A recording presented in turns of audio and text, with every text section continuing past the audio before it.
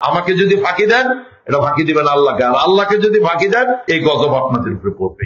আমাকে ফাঁকি দিয়েন না, আমাকে যদি ফাঁকি দেন ফাঁকি দিবেন আল্লাহকে, আর আল্লাহকে যদি ফাঁকি দেন আপনাদের উপর গজব পড়বে। কুমিল্লা ৫ আসনে বিএনপি মনোনীত প্রার্থী হাজী জসিমউদ্দিনের এমন একটি বক্তব্য ছড়িয়ে পড়েছে সামাজিক যোগাযোগ মাধ্যমে।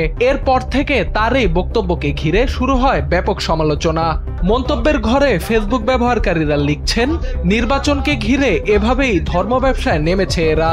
অনেকে আবার কটাক্ষ করে বলছেন, বিএনপির নতুন মুফতি ফতোয়া দিচ্ছে।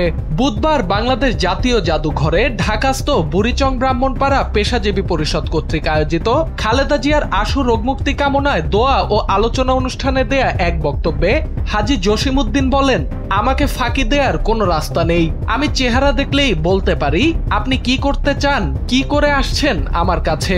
সুতরাং আমাকে ফাঁকি দিয়েন না। আমাকে যদি ফাঁকি দেন, ফাঁকি দিবেন আল্লাহকে, আর আল্লাহকে যদি ফাঁকি দেন, নেত্রী অসুস্থ, আপনাদের উপর গজব পড়বে।